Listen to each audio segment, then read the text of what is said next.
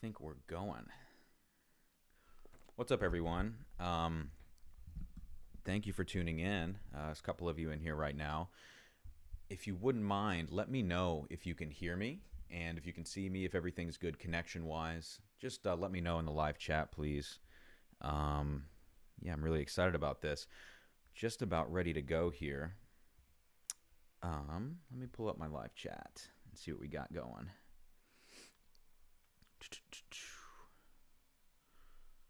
Sweet. Okay. Well, great. Thank you all for tuning in. What we're going to be doing tonight is tasting through some of the Bardstown products that I've been sort of talking about on various social media channels. I know the last live stream was maybe a little over a month ago. It was on election night, actually. And so I planned on starting all of these live streams, starting weekly live streams from that point on, and it didn't quite work out. Things got a little bit busy, and I just wanted to make sure that I could commit to this every week. So pretty soon here, I'm going to make sort of an announcement about, here is the day of the week, here is the time that I'm going to be doing this, and try to post up sort of a monthly schedule, whether there's going to be guests or doing it by myself. But for now, I'm kind of just throwing these out here. And I knew that if I didn't do one tonight, I would wait another week. So I wanted to get this out here and go ahead and do it. And it's a really good time for this for me in terms of tasting through some of Bardstown Bourbon Company's products, because I'm going to be heading down to the distillery in about a week and a half on the 19th.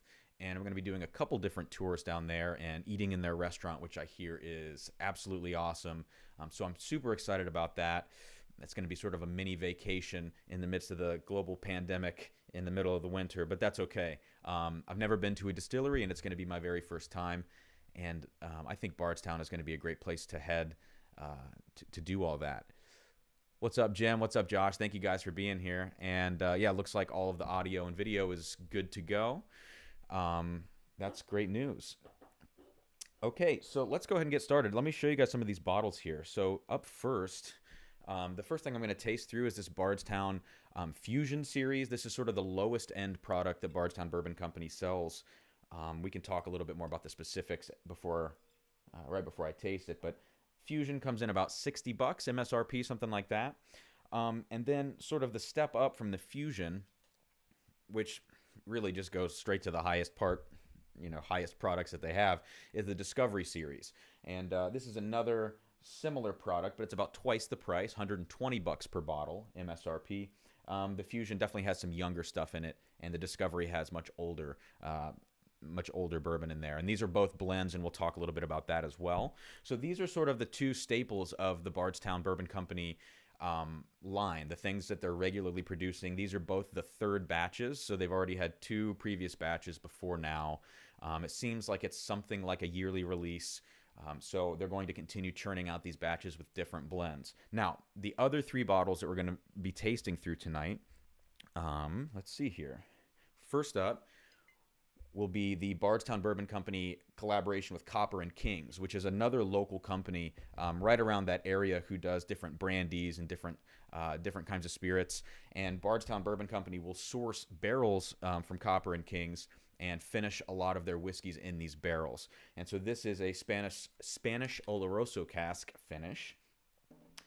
The next finished collaboration is also from Copper and Kings, but instead of using Oloroso Sherry casks, we're using Apple Brandy barrels. This is a really great one. And finally, I'm going to leave a space in the middle because this is my favorite one. The Bardstown Bourbon Company collaboration with Chateau de Laubade, which is a French Armagnac producer, very famous Armagnac producer. This might be my whiskey of the year, or whiskey of my entire life. This thing is amazing. So they finish their bourbon in these Armagnac barrels. So the finishing period for all of these tends to be about 18 months, which is a substantial and long finish for bourbon. And Bardstown Bourbon Company, what they do is they're currently distilling their product, and it's been about 4 years, I believe, since they've opened. So their distillate's 4 years old in the barrels, and that's pretty young. So what they do right now is source all of their bourbon from MGP in Indiana, where most people are sourcing from, and they also source from Dickel in Tennessee. I tend to like the MGP sourced stuff just a little bit better. The Dickel stuff, there's sort of this thing about George Dickel products, this minerality in that I don't really like, and a lot of people don't like. But if you go through the list here, you'll see most of these are Indiana sourced, and then we'll talk about these other ones. So I'm going to check the live chat here. Cool, we're good to go. All right, so let's start with this Bardstown Fusion series. So like I said, this is the cheapest product that Bardstown is producing right now. It is a blend of 3 different bourbons, and the great thing about Bardstown is that they tell you exactly what is in it on the side of the bottle here. So they're going to give you this sort of graph breakdown of what percentage of each of these things is in there, and their mash bills. So it's a really transparent way of doing business, and I think that's why so many people like this, and they're willing to pay a larger price for more transparency. So in the Fusion series, we have 40% of a 13-year-old Kentucky bourbon. This is sourced from Barton, 1792. You can tell by the mash bill. 18% of it is Bardstown Bourbon Company's own 3-year-old wheated bourbon. So very young for 3 years. And 42% of it is also from Bardstown Bourbon Company, and it's their 3-year-old high rye mash bill. So really what you get here is a nice 13-year-old Barton product, and then that's balanced out, or rather that's balancing out the younger wheated and the younger rye that is coming directly from Bardstown Bourbon Company. So let's go ahead and pour a bit of this and get a taste. Let me know if you guys are sipping on anything right now. I know Bardstown stuff isn't everywhere just yet. Like, it's still hit or miss. Their markets are still expanding. In Ohio, we only get the Fusion and the Discovery series. We don't get any of the collaborative finished bourbons here, which is a real drag, so I have to source them from other places. Jim, you're drinking a rye? Yeah, man, I've been on a rye kick recently, and just a high rye bourbon kick. Tis the season, wintertime. So, all right, let's get into this this Bardstown Fusion. Oscar Blues Old Chub Scotch Ale. Ooh, I love Old Chub Scotch Ale, Josh. That is some good stuff, man. Casey sipping on hot water. It's all good, man. It's a little healthier than the brown water here. Yeah, so right away on the Fusion, on the nose, you get a little bit of ethanol, and that's probably to be expected from the from all that young juice in there, that young 3-year-old wheat and 3-year-old rye. But beyond the ethanol, you really get like a little bit of a banana note, and that's going to be coming from that 13-year-old Barton that's in there. Barton products are pretty much known for having some banana notes in there. Same thing with some Brown-Forman products like Woodford Reserve, Old Forester, that typical banana note. And you get some light honeys, light caramels, these kinds of things. I can only assume that's coming from like the really young wheated bourbon in there. It's a really light nose. And there is a pop of cinnamon or slightly green rye spice, again, from the young rye that Bardstown has blended in with that. And, there also might be a little bit of nuttiness in here as well. Overall, the nose on the Fusion, it's not like crazy complex, but it's really light and really delightful, I guess, if you want to, give it a word. Yeah, it seems like it's going to be a nice and easy sipper.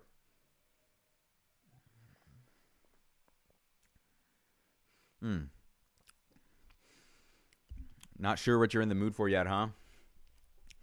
How about a George Dickel 2019 release bottled in bond? Or not? Yeah, so on the palate here, you get a lot of those grain flavors. That's pretty typical of these younger blends, younger whiskeys. You can really taste the corn grain, taste the wheat, taste the rye in that. I think here I'm really getting a lot of that wheat grain, actually. That makes it feel a little bit cheap on the front end. And of course, it is a lower end product. But it really starts to transition now away from the grains into this slight nuttiness. And it's not overwhelming. It's not like a Jim Beam nuttiness or a Heaven Hill. It's actually kind of nice. It's very light. There's a good amount of spice here, like baking spices and oak spice. And the caramel gets a little bit richer on the palate. On the nose, there was a lot of light caramel, light honey, and on the palate, you tend to get a little bit deeper and richer. I actually like the palate a lot more than the nose. The nose is very pretty, very light, but the palate actually comes in with some depth to it. All things considered, that this is 3 and 13-year-old whiskeys being blended together. The proof on this thing, let's talk about the proof. It's the lowest proof, I believe, of the bunch, 49.45%. So we're not quite at 100 proof yet. But it's light, it's very good. And yeah, we'll get one more sip here.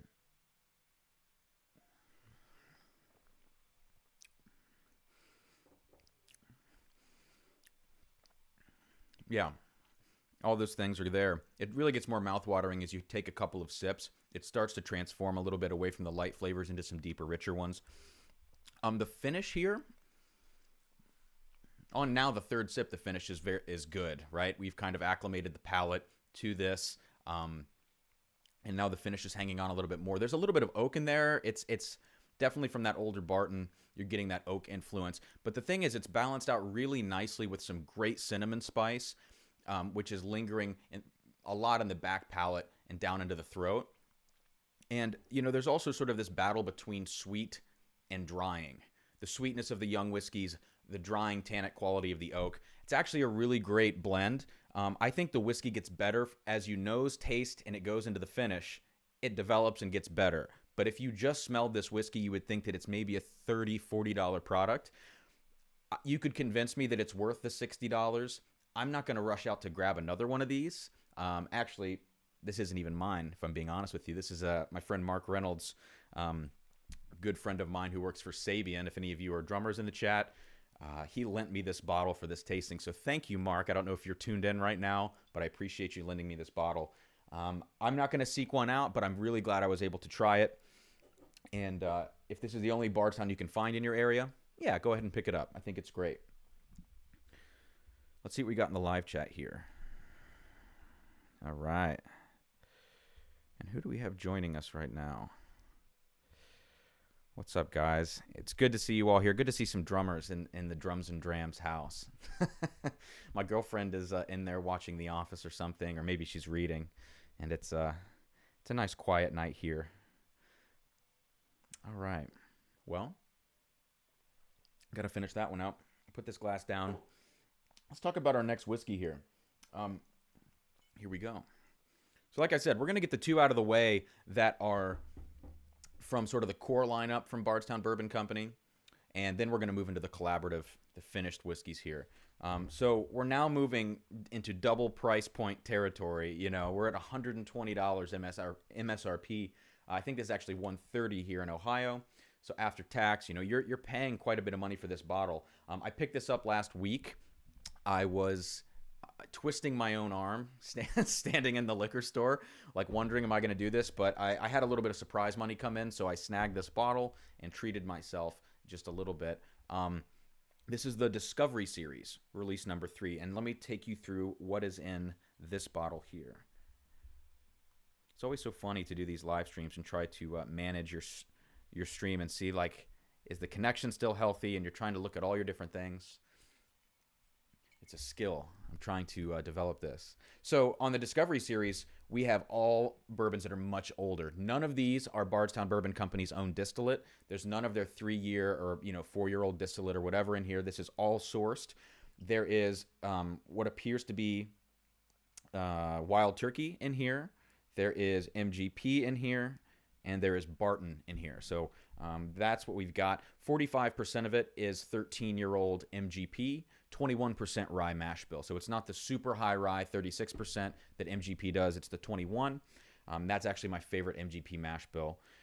So 45%, and that's 13 years old. We have 32% of another 13-year-old, but this one's from Barton. It's likely the same whiskey that went into the Fusion Series here with that slight banana note and that nice oak. And then finally, we have 23% of a 10-year-old whiskey from Wild Turkey. You can tell that from the mash bill. So this is coming in at 55% alcohol, 110 proof, which is a super solid proof. Not sure if it's cask strength or if it's been diluted down to 55. I would assume they've diluted it slightly to 55, but I'm not positive. So let's get a little pour of this and see what happens. they have squeaky corks. On all the high-end bottles, they have these really heavy golden corks, and they squeak when they come out. But that snap when you shut it, it's really sort of a classy bottle. I've always liked the shape of these bottles. It's a great presentation. Little Vanna White here. All right, so let's pour some Discovery Batch 3. Nice click, and see what we get here. If you're just tuning in, if you're popping into the chat, hello, hello. Let me know what you're drinking, if you are drinking. If not, good for you, good for your liver. You'll probably be happier for it in the morning. All right, Discovery 3.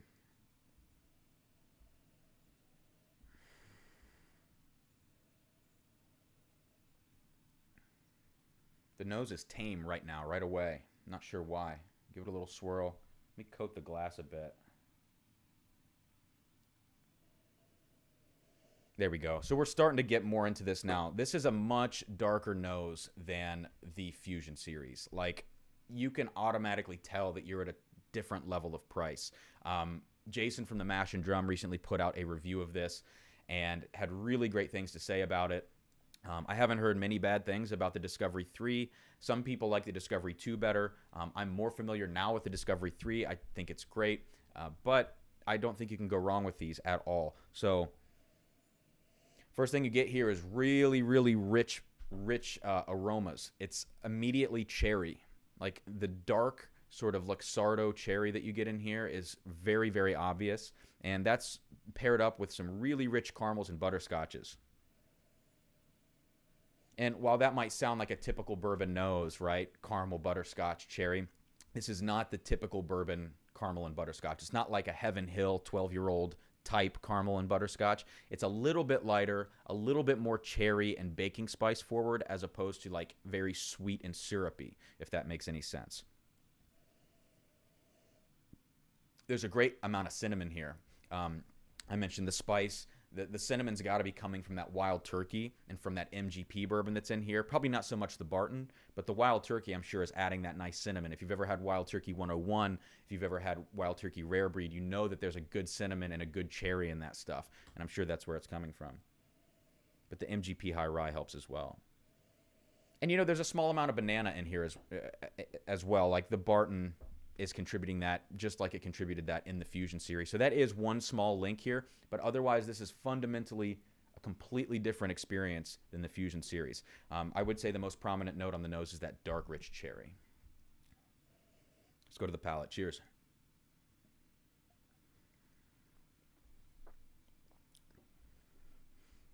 Oh, wow. Oh. Yeah. This is one of those whiskeys that explodes in your mouth.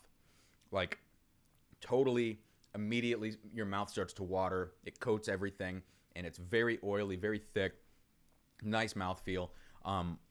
Tons of flavor right away. The first thing you get is like this amazing combination of cherry and baking spices. It's like if you had like a cherry pie with a lot of...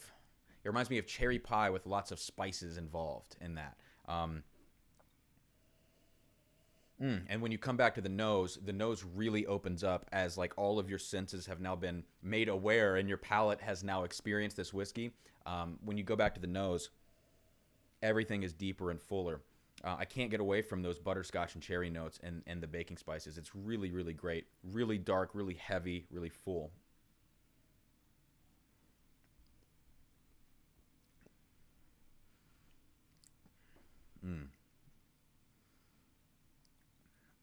And now on the second sip, the spices get tamed just a bit, and you start to open up to some more dark fruits. Grapes, plums, things like that.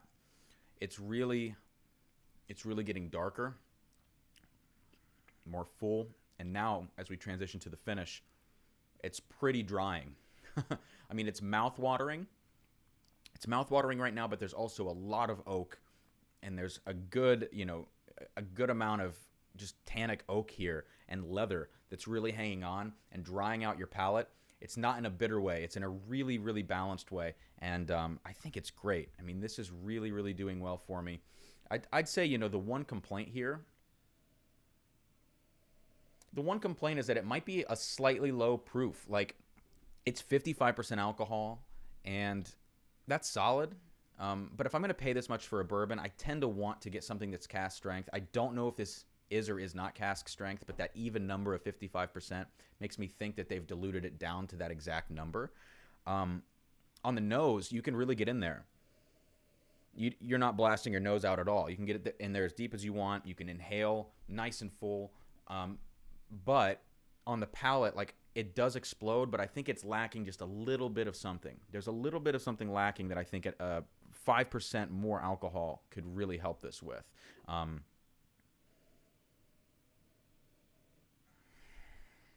Yeah, Josh, man, it's funny. Like, I think I'm splitting hairs here with it, and I've tasted this a few different times now.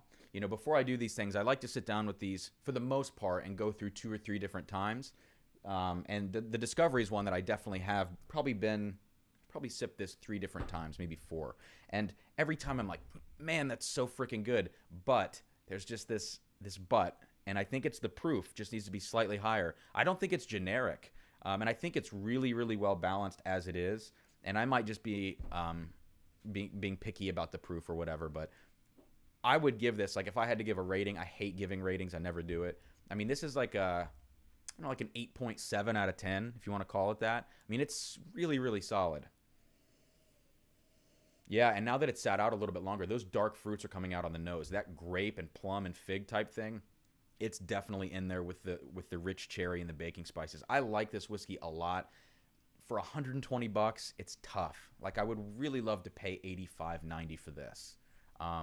Just because Elijah Craig Barrel Proof, it's like $70, and it's really, really good. It's not quite as complex as this. It's a little more one-dimensional, but that one dimension that it has at $75 is pretty damn good. And this stuff, I think, could drop $20, and I'd be a little bit happier about buying it. But I think, wouldn't we all, you know?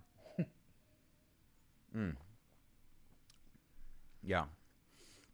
You know, and in the finish, it's funny because you can pick out the different distilleries in here. Like I mentioned, there's MGP, Wild Turkey, and Barton. You can pick all of that out. Like that Wild Turkey Cinnamon Cherry, very clear. The Rye Pop from the MGP, very, very clear. And the oak from the MGP. And then the slight banana, that sort of wet oak from the Barton, you can pick that out as well. It reminds you of like a Sam Houston 14. The whole thing, it's dissectable, but it's also very integrated and it's super complex. I think it's, you know, if you can find it and you're willing to pay $120 for a bottle and you're looking for a premium bottle, I'd go for it. It's great. Okay, but compared to the Fusion, totally different animal. Again, like for $60, I'd probably buy something other than the Bardstown Fusion, unfortunately. Okay, let's move on to our very first finished whiskey of the bunch here. And this one is probably the most interesting of all of these. Let's see what we got here. All right. Yeah, Josh, man, I'm jealous of that old chub. I'm telling you what. You had a Granddad Bonded Old Fashioned. I missed that comment earlier. Yeah, I was thinking about, I've actually made a blend back here, and I'll tell you guys about it in a little bit, that relates to Old Granddad. But anyways, let's get on to our next whiskey here. Okay, so this is the Bardstown Copper and Kings collaboration, and this is the Oloroso Sherry finish. So, you know, typically we see sherry finishes with Scotch most of the time, and it's something that goes really well with those barley flavors. When you age Scotch in sherry cask, it just seems right. And more we're starting to see that pop up in the bourbon market with very mixed results. You know, you have Legiant, which is a Beam product, and very mixed reviews on that $35 to $40 bottle. There are different, you know, wine finishes, Cabernet finishes, French oak. You know, Davis County just put out some new expressions not too long ago. But by and large, it's like, it's not totally accepted right now, because I think it's just typically not done very well. Now, this Bardstown is a very interesting sherry finish. I have with me here a Macallan 12 sherry oak, and I'm actually going to put these side by side. I know it's Scotch versus bourbon, but I think it's interesting to taste the sherry influence side by side, because it allows you to evaluate the quality of the sherry. And I think that's really important in this situation. So This Copper and Kings Bardstown Sherry collaboration is 100 proof. So they've diluted it down, it really seems like, to this proof. And let me check for you really quickly here. I have it pulled up. The sherry finish is 12-year-old MGP, entirely 12-year-old MGP, 36% rye mash bill, and it is finished, I believe, in these casks for 18 months. I think that's the standard finishing time. So with MGP high rye, you're going to really get that pop of spice. Typically, you're going to get a lot of like green apple type rye characteristics and nice cinnamons. And putting this in sherry casks, we'll see how it does. And I'll pour the Macallan right now too. Man, I love that cork. When you snap that shut, that's so great. I have, let's see, 6 glasses left. Only 6 glasses left. I'll have to go to the dishwasher if I drink too much tonight. There's 6 more glasses in the dishwasher. Okay. All right. Let's check this out. So I think this is probably the one I was the most curious about out of the Bardstown line. You know, the Chateau de Laubade I knew was great. The hype surrounding it, once I got my first bottle of it, holy crap, it's amazing. The Apple Brandy we'll get to. I had assumed that this was also good. It has sort of a cult following. But this Oloroso Sherry finish, I didn't hear too much about it. Like, I saw some reviews. All of them were like, yeah, it's pretty good. But none of them said, like, go pick up a bottle right now. And I wondered a lot about it. Yeah. So I tend to not like sherry finished bourbons, and I'll preface this by saying that. On the nose, it's a little bit funky. Like, there is that sherry funk that you get if you've ever had like a 12-year-old Macallan or some other sherry finished scotch. There's a lot of that Oloroso sherry funk. Now, if this was Pedro Jimenez sherry, it would be a little bit sweeter, a little bit more approachable, I think. But this has like this heavy, heavy funk to it. It's not bad, but it's like overwhelming, you know? The bourbon doesn't come through immediately. It's just a sherry bomb, and then your nose has to acclimate. And once your nose does acclimate, you start to get that pop of spice, that pop of cinnamon from the high rye MGP in the background. It's definitely there. You can definitely smell the toffee notes from the bourbon. But like really the sherry is all of those like stewed red fruits, those figs, sort of like red sticky berries, stuff like that, and a little bit of like, I mean, maybe some oak in that. Like there's also some like candied oranges, raisin. That's it, the classic sherry note of raisin. Yeah, so it's a decent nose. It's a little bit weird though. I'm gonna say that. Let's go to the palate.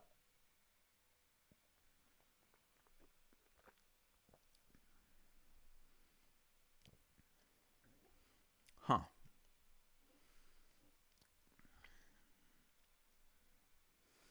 It's almost like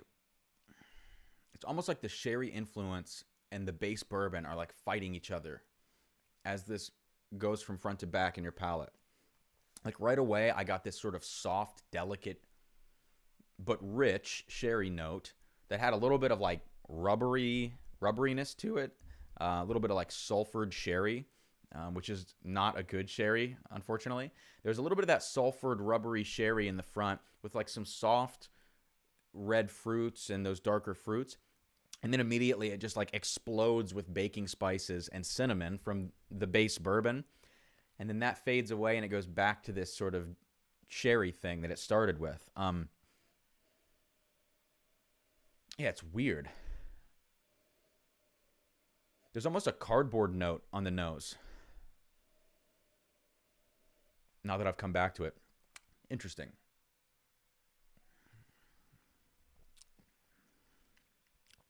There's the funk. There's the pop of spice. More orange, more candied orange that time, for sure. And now the finish is all like dry raisins. I actually kind of like the finish, and it's hanging on decently. It's a battle between like dried raisins and slightly sweeter red fruits in the finish. A little bit of oak there, but the oak is not overwhelming, which I think is good probably for this. This tends to lean on sweetness just a bit. It's like sherry funk. Let's just forget about that over here. But here, really, the star of the show is that red fruit, stewed fruit, fig, plum sweetness that you've got. Now let's go to the Macallan 12 here, and let's check out the sherry influence side by side. Now, you know, what we should note is that the Bardstown was finished in sherry casks, spent 12 years out of them first, and this Macallan 12 sherry oak is matured exclusively in the sherry cask for 12 years. Now, obviously, Scotch ages a little bit slower than bourbons because it's in a colder climate and everything like that. So it's going to take on that sherry influence more steadily, which is why Scotch can typically handle sherry better than bourbon. If you age these bourbons in hot environments in these sherry casks, 18 months is like 15 years, you know, in Scotch time. So let's check out this Macallan 12 and compare the different types of sherry here. This is the Macallan and Bardstown. Oh, wow.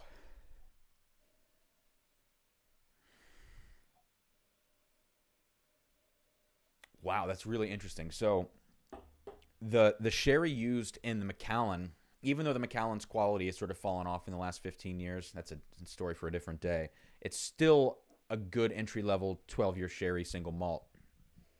There's a ton of almond in there. Like, it is so obviously almond. And the sherry that Copper and Kings has here in their casks, clearly there's not a lot of that almond influence that's being picked up. I mean, it's just a totally different thing. A little bit more earthy in the Macallan. And I tend to not think of Macallan as that earthy. Glendronach is usually a much earthier sherried Scotch for me. But compared to this Copper and Kings, like I said, before I did this comparison, the Bardstown / Copper and Kings collaboration here, it relies on that sweetness. I mean, that's what it's trying to do. But it also has that sherry funk that detracts from the overall presentation. Whereas this Macallan, through and through, is earthier and more nutty. And it's not confused, you know. It's easy to understand. Taste the Macallan real quick. Ah, yeah. Yeah, I just think sherry makes more sense with single malt Scotch. I don't know. It's weird. There's almost a rubberiness, like a clear, like an Islay whiskey rubberiness to this Bardstown. Especially when you compare it to that Scotch, or that sherried Scotch.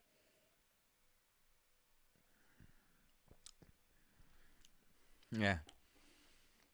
It's a battle. It's a battle that I do not like. So, unfortunately, the $120 price tag on this Copper and Kings sherry collaboration, I don't think it's there. I think for $50, $60 maybe, this would be an interesting whiskey to buy and to put next to Legent and to some other sherry finished bourbons.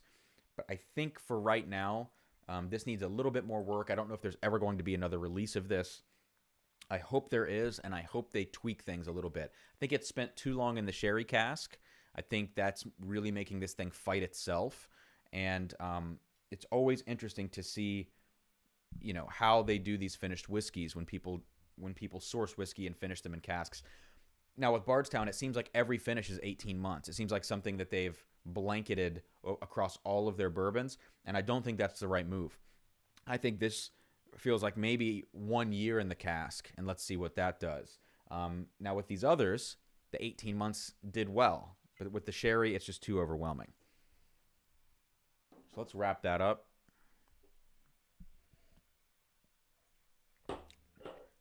And I'm going to do my old glass rinse here by pouring some water in. This is how I make sure I drink enough water when I'm doing tastings. And I typically am not tasting this much whiskey at a time because like I'm going to end up probably doing like 9 whiskeys tonight or 10 whiskeys maybe. And I'm having small pours, of course. But I like to fill my glass up. This way I can rinse my glass and do some water shots to rehydrate myself.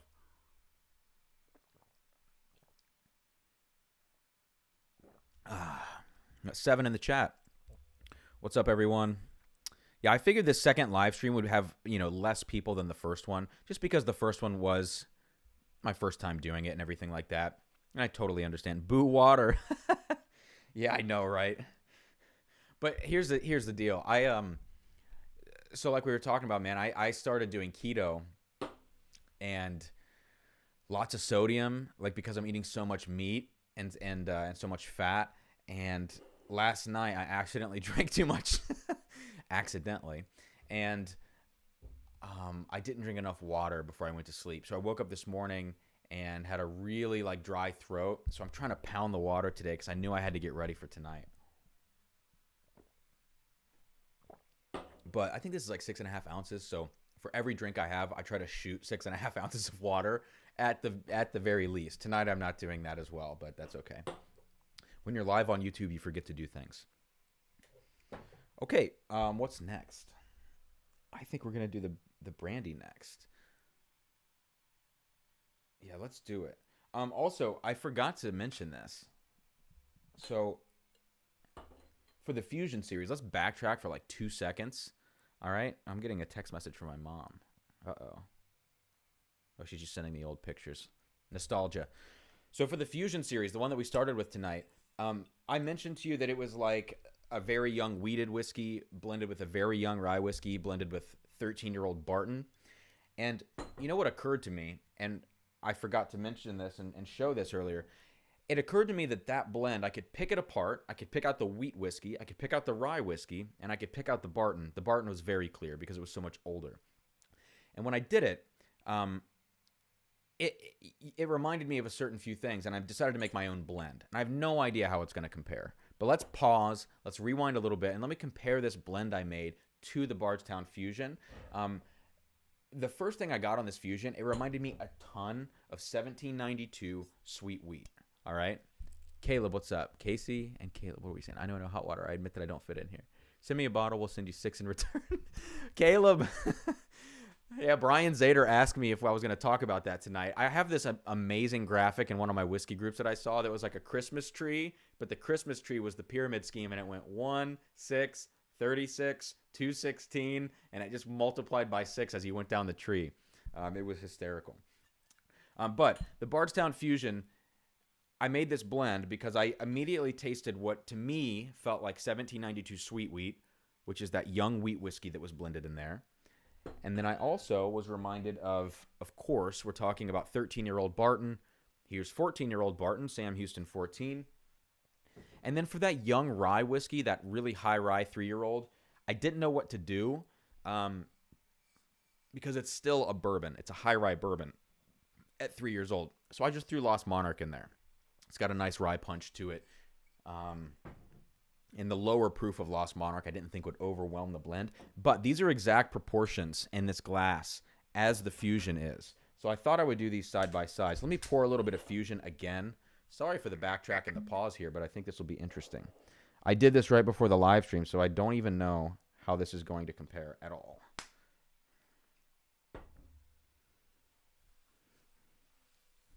Okay. Caleb and Casey going at it in the chat. That's funny. So this is Fusion, and this is my custom blend to imitate Fusion. So let's go to Fusion first. Yeah, banana, light stuff, just like we talked about earlier. Crisp rye, and you can smell the grains. Cool. And that slight nuttiness, that sweet cane sugar type thing from the grains. Caramels and honeys. Great. Let's go to this blend. I'm nervous. Ah, damn it. Not even close. No. This clearly has more age on it. The sweet wheat is older than 3 years old in my custom blend, and the Lost Monarch has some older stuff in there too. And this is much heavier, much richer, but actually, it smells damn good.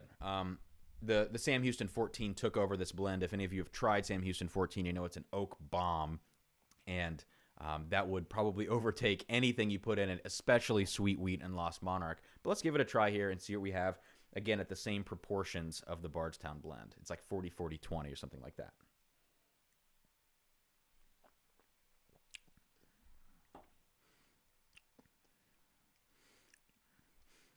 Interesting. Yeah. Yeah, the Barton banana's there. The sweetness of the wheat is there.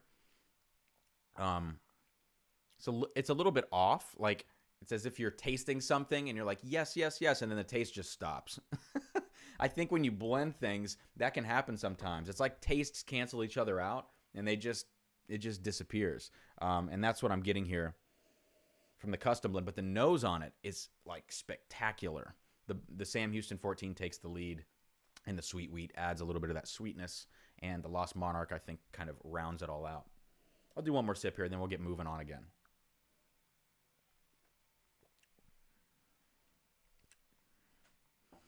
Yeah, shoot. Let me put this in the chat here, because I think this is interesting. If any of you have these whiskeys, just, try a blend that's similar to this. I'm going to type it in here. 40% Sam Houston 14, 20% Sweet Wheat, or probably any wheated whiskey. Any wheated whiskey would do. And then another 40% Lost Monarch. Yeah, I'll just throw that out there. Take it if you want it. If you don't, it's a pretty good blend.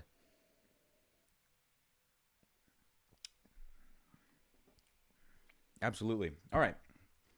Well, let's close that up, and let's go now. I'm going to start putting bottles behind me. I'm getting overwhelmed with how many bottles are next to me. Great. Here we go.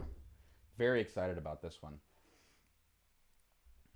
This is the Copper and Kings collaboration, but these are apple brandy barrels that this whiskey has been finished in. And this, again, is another Indiana MGP sourced bourbon being finished in apple brandy barrels. It is an 11-year this time, not a 12-year. It's a 21% rye mash bill for the base bourbon in here. 11-year-old, 21% rye. It's my favorite mash bill, again, from MGP. I think it's very balanced with a nice pop. And the apple brandy barrels, of course, have a little bit of sweetness in them, but they also are going to impart some nice, like, espressos, perhaps maybe some apricot, just some different things that Armagnac or brandy, not Armagnac, but different things that brandy might impart. I'm losing it. I'm saying things at the wrong time. I'm doing okay. It's all good. How many we got in the chat here? 9. Great. Oh my God, that is freaking amazing. Okay, so I've got to assume here this is another 18-month finish. Let's talk proof. This is 60.2% alcohol, so 120.4 proof. Now, this is a solid proof. Like, if I'm going to spend, again, these are all $120 except for the Fusion series. Can we get him a shot of water? I should do a shot of water, shouldn't I? All of these are 120 bucks MSRP. Some of the collaborative series get marked up in states that you can mark them up if they're not a control state. But I believe MSRP is 120 all the way around. Shot of water. You can probably hear all my gulping in the mic. I apologize. Total sidetrack. What's the bourbon for those who cannot tell the difference? So Caleb, are you saying like maybe you want a cheaper bourbon that's gonna like hit above its pay grade? It's like cheap like Jack Daniel's but hits like a 120? Or are you saying you want to spend the 120? Let me know. I don't know what to buy. Well, what's your budget, man? What's your budget? And what is something that you like already? Tell me that, and we can work with that.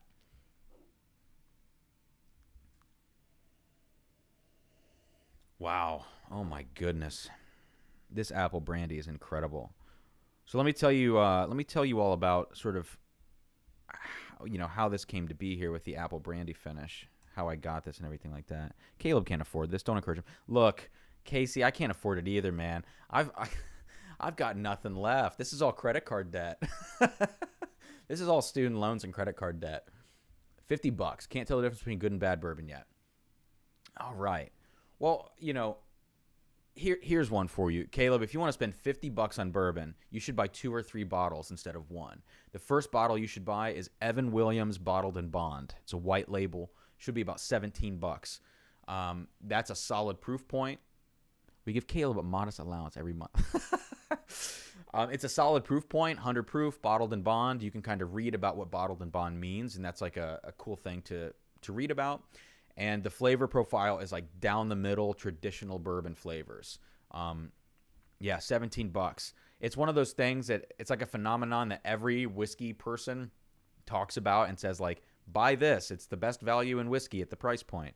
Yes, exactly. Evan Williams Bottled in Bond. 3 hearts. Yeah, I've got mine over here. I'm sort of trapped into my little zone. You guys can't see the table below me and everything, but I can't really go get it. I'd have to move the whole room around. And then that leaves you what? Maybe like $30. Honestly, for that, I would go and snag. I don't know what state you're in. You're in Virginia, I believe, right? So I don't know how Buffalo Trace products are, but I would snag a Buffalo Trace. I would snag an Evan Williams Bottled in Bond and a Buffalo Trace. The Buffalo Trace is going to sip a little bit easier, and the Evan Williams will be a little bit stronger, but with more traditional bourbon flavors. The Buffalo Trace is a little bit lighter, a little bit more honey, stuff like that. So, yeah, Caleb, check those out. Evan Williams Bottled in Bond and Buffalo Trace. Start your journey there, and then we can talk. And that should be about $45, I think. Absolutely. All right, so let's check out the Apple Brandy now from Bardstown Bourbon Company. The reason I'm excited about the Apple Brandy is this. The Chateau de Laubade is freaking incredible, and we're going to end with that, of course. But the Apple Brandy, because it's also brandy, it's in the same family as Armagnac, I figured that this would be a good collaboration. And the hype online was, overwhelming. These come in at about $200 per bottle on secondary, if you're buying it on the secondary market, which is probably where you're going to be buying it now because this was September of 2019 that it was released. So it's been a while. They're probably all gone off of shelves. There might have been like 2,000 bottles made or something like that. And, you're going to have to probably buy this secondhand, unfortunately.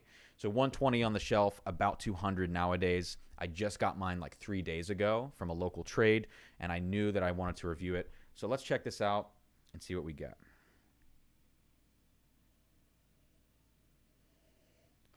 Wow. So like it's deep and rich. I mean, there's like some, I know it's apple brandy, but God, there's some like richer fig and plum type things. There's bright fruits like apples and there's apples and cherries in here, but there's also like really dark plums and figs and things like that as well. It's a little bit surprising. I expected a lighter profile, and it's really deep and rich. And there's a ton of oak on the nose. Like being double barreled like this, being finished in another barrel, it's going to impart more oak, and it's really apparent here on the nose. Like it's all just a mix of light to dark fruits. It runs the spectrum, and then tons of underlying oak. And I can't really describe something that I'm getting on the nose here. It just reminds me of the Chateau de Laubade. I can't say it any better than that. Wow. Yeah, definitely like some baking spices here too. Amazing. I don't know. I'm going to taste it now.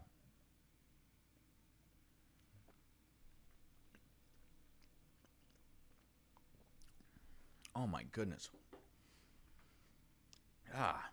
That is crazy good. It's like overwhelming. The proof is perfect. 60.2%. It sends a little bit of a shiver down your spine. It hugs you in your chest. That is killer. I mean, the mouthfeel is humongous, and it just explodes. I'll talk about the flavors in a second. I'm just trying to experience this right now. Oh my God. And the finish is going to go forever.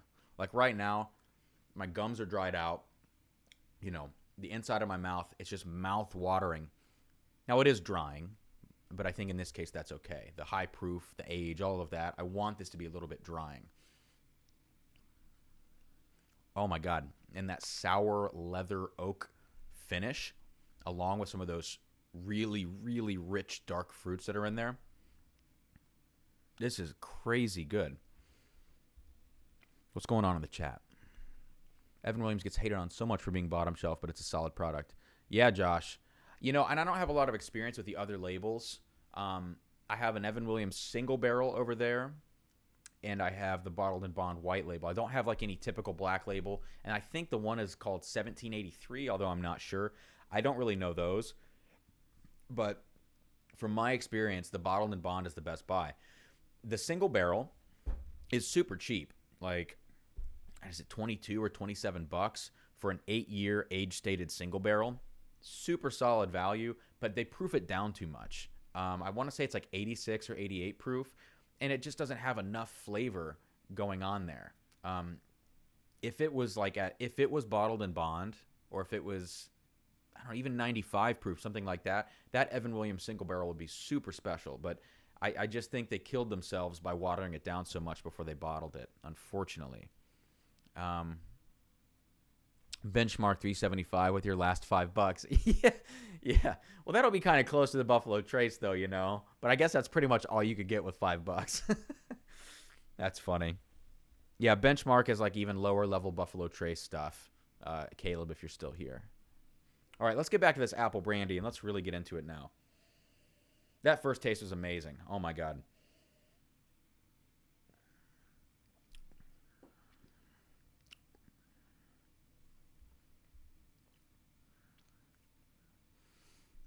Yeah, you know, there's just like tons of caramel with all of those fruits. Oh my God. Yeah, baking spices, caramel, this range of fruits going from apples to cherries to dark fruits. And there's honestly there's some dark chocolate in here or espresso or something darker and more bitter in this.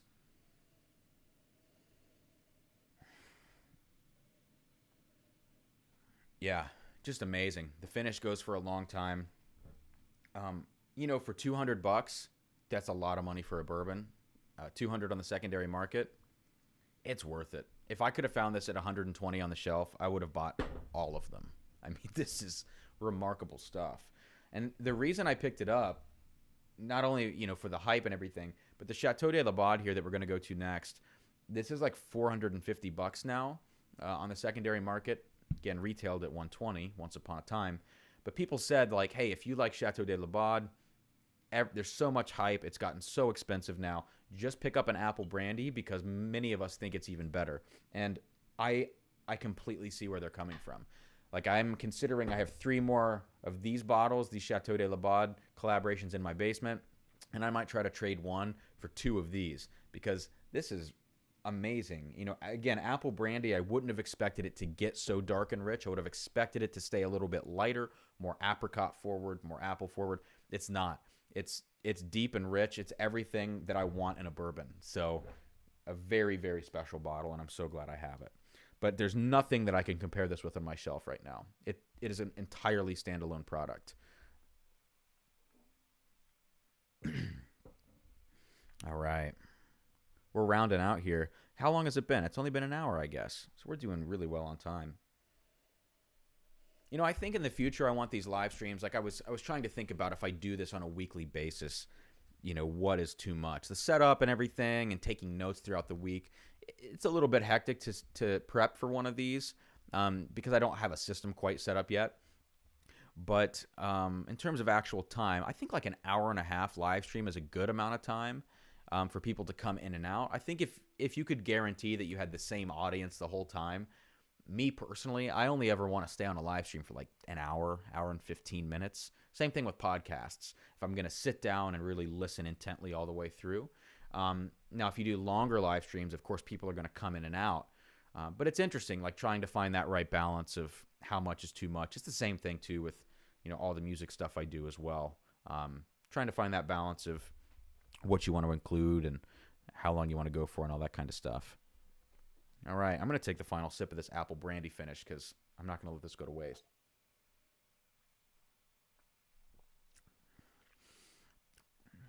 Yeah. Where's the bottle at? Oh my gosh. I really hope that Bardstown does another round of this apple brandy finish. It is a top 5 bourbon in my opinion. Unfortunately, because it was bottled last year, I can't include it in my list of top bourbons for 2020. But if this was a 2020 release, this would be in the top 3, I bet. Do this every day, Cam. My liver. Casey. Oh my God. I don't even know what's in any of these glasses now. All right, I'm going to do another water shot. I'm going to give myself a chance. I hope I can drink whiskey on keto. I think I can drink some whiskey. I've probably had too much tonight. I don't think it knocks you out of ketosis. I just think it. Clearly, I'm getting there. I just think it slows down your metabolism and creates. I think it does create ketones when you have whiskey. I know, not really. All right, let's do this whiskey. Let's do this water shot here.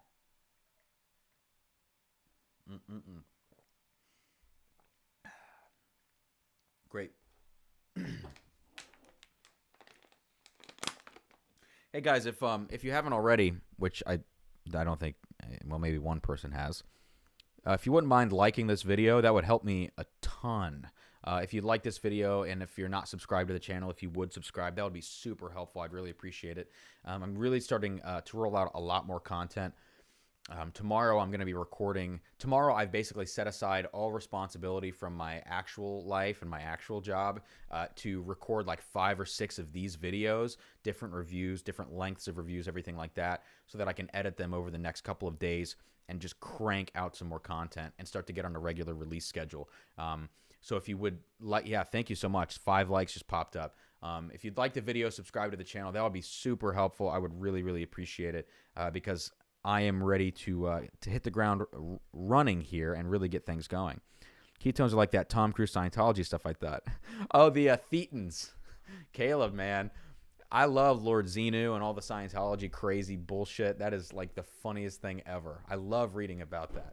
I actually visited, go to Twitch. I actually visited a Church of Scientology when I was in college for some religion course I was taking. They made us go to different, churches, different religions, and like have a meeting basically with the person there and sort of ask some questions and get a feel for it and get a walkthrough. And I chose Scientology as one of mine. It was one of the funniest experiences of my life. So the other one was Universal Unitarians, I believe, and that was actually pretty cool. I sat in on an entire service. That was great. But the Scientology shit was just bananas. All right, let's get into this now. Chateau de Laubade collaboration with Bardstown Bourbon Company. Jake HD, subscribe to your channel. Thank you, Jake HD. That was 10 minutes ago. Sorry that I missed that. 11 viewers, 6 likes. Moving on up in the world. Okay, so this Chateau de Laubade, once upon a time, was 120 on the shelf, just like all of these. It quickly shot up after a few YouTubers reviewed it and said it was effing amazing. It quickly shot up to like $300 on the secondary market, and now is sitting around $450 on the secondary market. So I can't get any more of these, or I'm going to go broke. I have a few of them bunkered away in the basement, and it is a significantly good whiskey. I'm going to compare this tonight to another whiskey that is similar, which is the Joseph Magnus Cigar Blend. This is batch 24. We'll talk about why they're similar. The Chateau de Laubade collaboration, this is French Armagnac casks that it's been finished in for 18 months. That's a super long finish. Again, just like all of these, but 18 months in Armagnac casks seems like it could really, really overwhelm the whiskey. In this case, it might have overwhelmed it like a little bit, but it is damn tasty. So I'm very excited. To the basement. No, I'm going to have to sell everything in the basement to pay for other things at this point. Okay. So for those of you who have never had Armagnac, I believe these casks that were used had to be pretty old Armagnac casks. To get this color out of a bourbon is significant.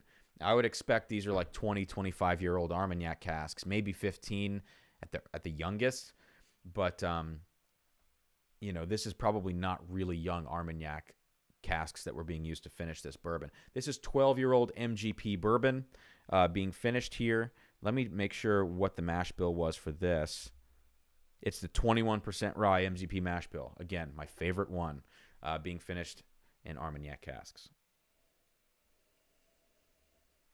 So immediately it's like the rye spice comes through. It breaks through that Armagnac finish. But this is all plum, all fig, all leather and tobacco and oak and espresso, dark chocolate. I mean, this is delicious. Yeah, and the more you get in there, the more that dark chocolate starts to come out. There's this sort of hidden sweetness in this. It seems like it's really really drying on the nose. It seems like there's going to be a ton of intense drying flavors, which you would expect from leather tobacco, all that oak influence, all of those dark fruits, the high proof, which is 59.2% alcohol. You'd expect all of that here, but that undertone of chocolate kind of helps it, and it really makes it round at the bottom end. Yellowstone Armagnac comparison. All right, I'll do that comparison. I will do that comparison in just a second.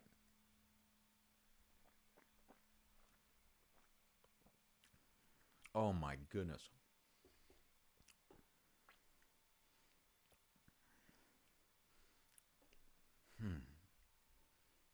So the thing about this, you can see my eyes are watering. It's very strong and very good. The thing about this, compared to the apple brandy cask, is that it's more understandable. It's more one-dimensional in a good way. I tried this with my friend Frank a couple weeks ago, and he said, "Hey, that's a very single-note bourbon," and he's right in a way, right? So the Armagnac finish is in some ways one-dimensional. Now, it might mean that it's leather, oak, tobacco, espresso, and grape/plum, but they're also coalesced into one thing. That's the one dimension, right? The complexity here is a different kind of complexity, in my opinion. And so what I'm trying to say is just that I don't know what I'm trying to say. It's a single note experience. The apple brandy thing is confused compared to this. There's like everything from apple to dark fruit, and it kind of runs the gamut. I think it's damn delicious, but when you can put it next to this, you're like, okay, the Chateau de Laubade knows what it is. It knows what it does well. And the experience is constructed in a way that you taste it and you understand. You're like, oh yeah, I get these four things, and that's what I'm getting. Through and through, on the nose, on the palate, on the finish, on everything. The apple brandy is like, oh, there's some baking spices, there's some apple, there's some dark this, some oak, some leather, and it kind of fluctuates between them. I would say the construction of this is unrivaled right now, especially with the releases that have come out this year. It's just exceptional. And for a finished whiskey, the 12-year-old MGP high rye bourbon underneath this still pops through, even with all of the crazy dense flavors. Again, like, look at the color of this. It's ridiculous. It's so freaking dark. And it's amazing. Oh my goodness. And there are slightly lighter notes. Like, there's some apricot, like honey drizzled apricot, on the very light end of the spectrum. Like, I would say that does exist there, but that sort of takes a backseat to all the dark, rich flavors.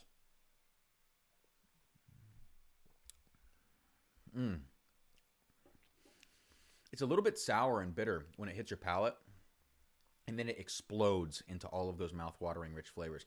The one thing the Chateau de Laubade has that's incredible is an amazing mouthfeel. The apple brandy is a little bit more aggressive on the mouth.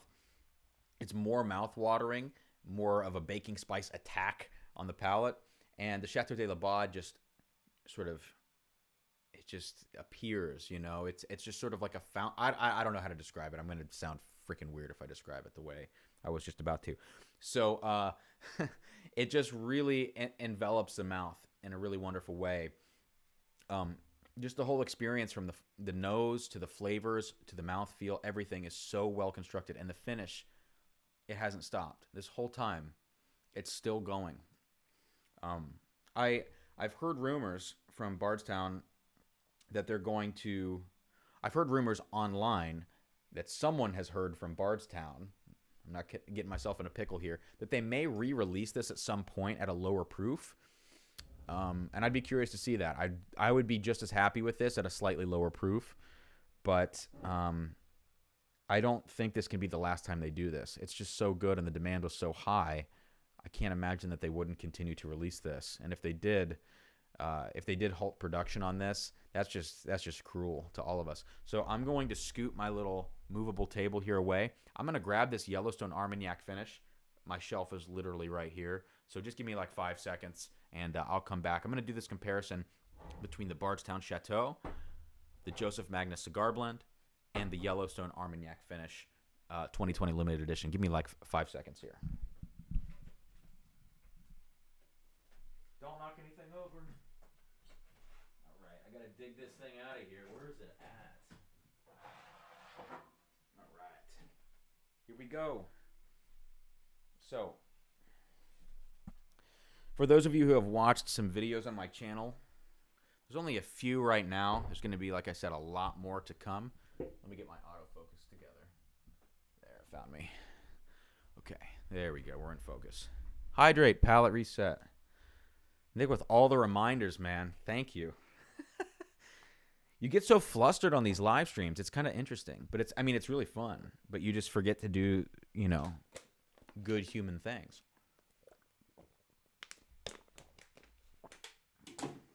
All right, water bottle 1 is down. I like to use water bottles when I do these kinds of things in case I do want to put water in my whiskey. It's much easier to pour out of a water bottle. Cheers, Cameron. Hey, Jesse, what's up, man? Hope you're well, man. Drinking some rye double oak. Highly recommended. I have never had any of their stuff, Jesse. It's popped up all around, and I see it, on the secondary. I see it. I think we have it here in Ohio, I believe, but I've never had any of it. I'm gonna have to check that out. A rye double oak sounds good. Typically with like bourbons, I don't like double oaked bourbons. I think they get too sweet. Old Forester 1910, Woodford double oaked.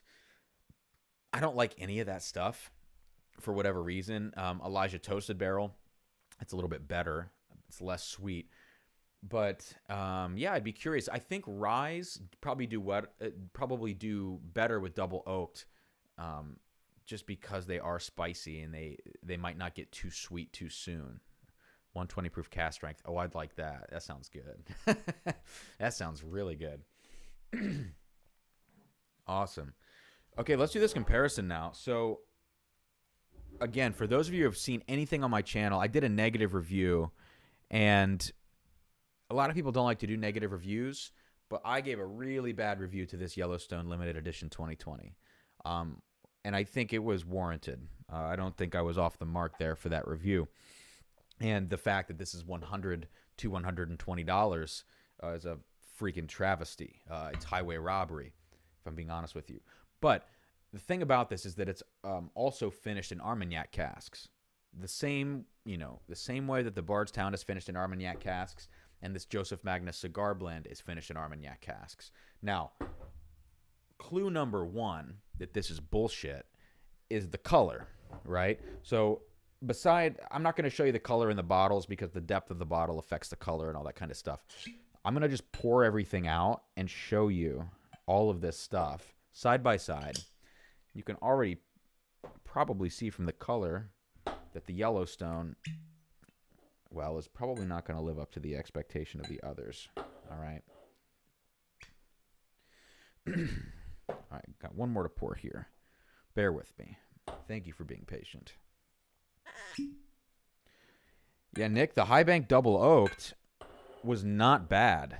Like, I thought that Double Oaked, because it was clearly so young and had so much like pizzazz and youth in it, that the double oak didn't make it too sweet. It was able to cut through that sweetness. That was far and away for me the best high bank product I've ever had. Although, like with these Whiskey War samples that you're gonna give me and I'll review, I'm really excited for those to see if that pop and that aggressive like Whiskey War barrel proof quality remains, but with like a nice sweet or fruity touch on it. I think that's going to be the most interesting thing for me. Okay, so let's give you the tail of the tape here. Bardstown Chateau de Laubade, 59% alcohol, 59.2% alcohol. Joseph Magnus cigar blend of a similar age. This is 11 to 13-year-old. The Bardstown's 12-year-old. Both Armagnac finished.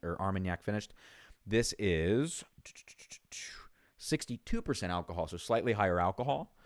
And now the Yellowstone, which is a 7-year-old bourbon, not 11, not 12, not 13, 7-year-old bourbon, finished in Armagnac casks at 101 proof. So significantly lower. We have 101, we have 118, and we have 124. I'm going to start with the Chateau de Laubade.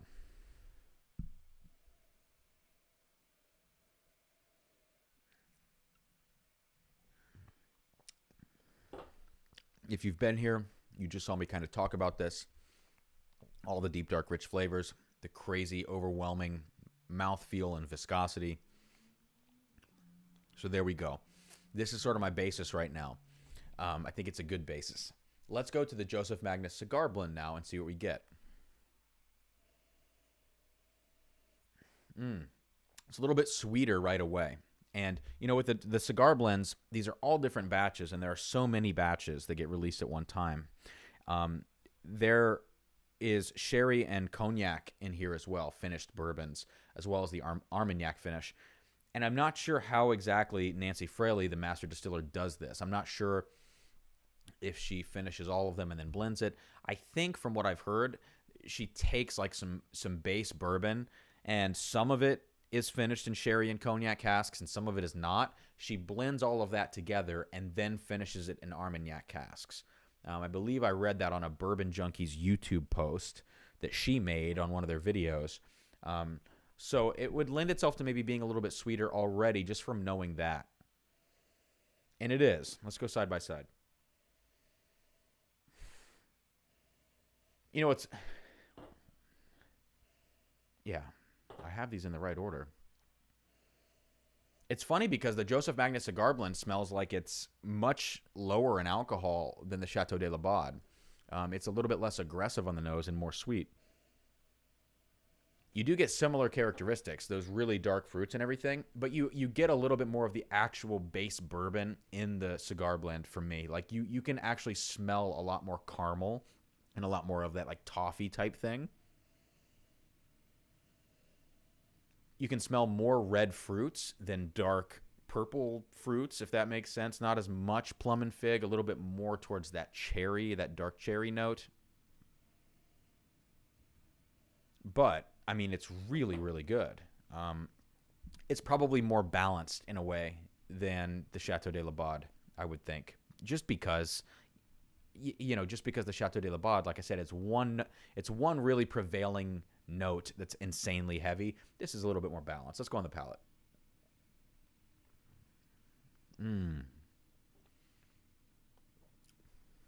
Oh, yeah.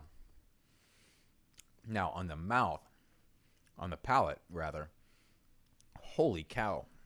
That is explosive. I mean, it's a little bit sharper on the front end. Oh, that's good right there. Ooh. All right, we'll come back to that. It's a little bit sharper on the front of the palate with just like pepper sting. It's not necessarily cinnamon. It's like very peppery. And then it fades into this entire, like, there are so many flavors going on here. It's so varied in here. There are all of those dark fruits. There's a ton of rich caramel and butterscotch. A lot of oak. A lot of that sour oak and leather that you might get from like a Sam Houston 14. But there also seems to be like some rum and like, what is it? What is this finished in? They say Armagnac, sherry, and cognac. I mean, I don't know. There's almost a rum sweetness in here as well with all of these other things, you know. It's really. I don't know that I could say I like it better or worse than the Chateau de Laubade. It's just totally different. Like, you get all of that Armagnac influence, but it's more integrated with many other equally strong flavors, which is what is key. If it was integrated with other flavors, but they didn't stand up to the Armagnac, it wouldn't matter. You know, it would still seem one-dimensional. It just seem off. But this is so well balanced and so well blended. Just well constructed is what I would say. It's really incredible. Now, let's go to the Yellowstone now. 7-year negative review already, but maybe this will change my mind. Armagnac influence. Armagnac finished. 101 proof. Let's see what we get here. Chris Nadeau, thank you for subscribing. And everybody who's on here, if you haven't already, please do consider liking this video. It would just really help me a lot. I would really appreciate that. And subscribe to the channel if you haven't, you know. More to come. And I'm going to be putting out some more mainstream reviews coming up. Wild Turkey 101, Buffalo Trace, some things that are more readily available. I've done a little bit of niche stuff here recently. But, yeah, thank you. I just saw a like pop up. Thank you guys so much. Yeah, okay. So now we're on the Yellowstone 2020 limited edition. And... you know, it's not an off-putting nose by any means, but it just smells like regular old bourbon. Like, to me, I can't smell any Armagnac influence in there, even though it's been finished in Armagnac casks. Like, I smell a lot of peanut, and generally when I smell peanut, my mind goes to Jim Beam. You know, it goes to like a 9-year-old Knob Creek. Or maybe some Heaven Hill products, some Elijah Craig's and things like that, some Larcenies. But I get this peanut. I get some decently filled out caramels. I get a little bit of a brighter thing in here too, like apricot, which that is probably from the Armagnac. And some baking spices.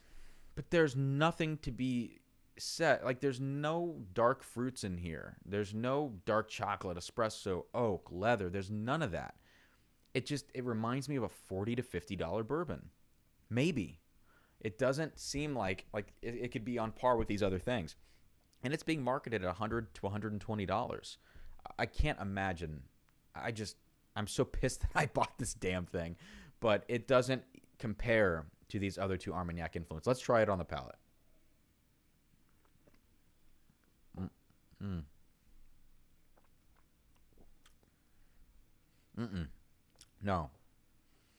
No. Here's the deal. If you could take out the initial hit of this whiskey, like the first punch that this gives you is all peanut and baking spice. If you could just take that out, like the game operation, if you could just remove that, it would be a good whiskey, because everything that comes after it is rich and full. It's not Armagnac influenced on the palate to me, besides maybe some honey drizzled apricots and some light caramels. Besides that, it's not Armagnac influenced. But I would pay $50 for this if it didn't have that cheap freaking peanut hit up front. I just think that is so generic, and you've got to blend that out of there. And this is not a single barrel offering. You have the ability to blend that out of there, and you should blend that out of this, especially if you're going to charge $100 to $120 for it. It's like everything else is actually pretty rounded and sweet and nice. Not special, but nice. But you start with Texas Roadhouse peanut shells that you throw on the floor. I don't get it. I just don't get it. To go back and forth with these would be a travesty. Let's do it. Yellowstone. Good God, Chateau de Laubade and Magnus Cigar Blend. Yeah, a little bit more tobacco on the cigar blend. Makes sense. Chateau, a little bit more dark fruits and dark chocolate. And Yellowstone smells like cheap-ass peanuts and some honey-drizzled apricots. So I'm not going to finish that Yellowstone. Can't stand that bottle. It just makes me mad more that I paid for it. Less about the product. The product stands up at $40 to $50, but the price just, it makes me so mad every time I pour it. So, is that it? Did we do everything? I mean, I think we did. You guys have anything in the chat? Anything that you guys have seen tonight? Anything you want me to do comparisons of? I mean, I pretty much have. I have most like common things that you might want to see compared to any of these Bardstown offerings. Let me get the Bardstown offerings back up here. So right now I have the Discovery 3 and the Oloroso Copper and Kings, Chateau de Laubade. Let's get up the Apple Brandy. And the Fusion is the one I have left here. You guys want to see any different comparisons? Otherwise, I might wrap this stream up a little bit earlier than I thought tonight. Moral of the story is this. Bardstown Fusion is okay. At $60, probably a pass. I can't imagine wanting to pay $60 for that. The Bardstown Discovery, number 3. Bardstown Discovery number 3 is more available than the collaborative series, absolutely. At $120, a little steep. I'd love to see it between $80 to $100. But I understand why they're doing $120. It's a little bit of a boutique product. It's great. It's lots of cherry. It's some good baking spices. It's got a nice aged wild turkey finish on it from the wild turkey that's in the blend. I really like it. You go to the Oloroso Sherry finish from Copper and Kings. It's a little funky. They're trying to make, I don't know. They're trying to polish a turd in a little bit of a way. Like the sherry doesn't seem like great sherry that they've used when they cask it and they finish it. So it gets this sweetness, but it also gets this rubbery sulfurness, and it fights with the base spirit in there. So I can't really recommend the Oloroso Sherry Copper and Kings collab unless which you won't, but if you found it at $50, I'd buy it and I'd try it. $120, no go. Then you go to the Apple Brandy right here. This is a very special bottle. It's a little bit confused in its complexity, but in a way that's pretty freaking good. If you compare it to Chateau de Laubade, okay, it seems a little confused. By itself, spectacular, and a spectacular substitute for Chateau de Laubade. Then we go to Chateau de Laubade. To me, a top whiskey of the year, a top whiskey of all time. It is a little bit one-dimensional in some ways, but it's damn worth it, you know. Now at $450 right now in the secondary market, let's just wait and see if they release it a second time. That would be nice. As far as its comparison to Joseph Magnus Cigar Blend, they're both so great. They're both different. I'm not going to put one over the other. I know what I think, but it's a very marginal thing. So you can't go wrong with those. Now, the one thing I forgot to mention is this, which I'm going to be reviewing this week. Luxro 12-year-old double-barreled. To me is, I haven't put these side by side yet, so don't hold me to this. I was going to tonight and I forgot, and that's okay. I will do it on the video where I officially review this Discovery. I think Discovery 3 and Luxro double-barreled 12 are very comparable in my head right now. I haven't put them next to each other. I don't know it yet, but I think they're going to line up pretty well. This Luxro 12 is a special bottle. This is an immediate buy at $150. Anything higher than that, it gets a little bit tough because then you're getting into territory where you could get this Apple Brandy. Go for it. But I'm going to be reviewing this Jesus, I can't even speak. I'm going to be reviewing this Luxro 12. I'm going to review Buffalo Trace and Wild Turkey 101. And then I'm looking at doing Belle Meade Cask Reserve. And there's one other. I'm not sure what it is. But I think I have 5 videos that I'm going to be recording tomorrow at least. And this is going to be the next one that comes out. So keep an eye out for that. Maybe I'll even compare these two on that video. And then the other one is going to be a video where I just do Bardstown and Fusion and Discovery number 3. So that's going to be really exciting.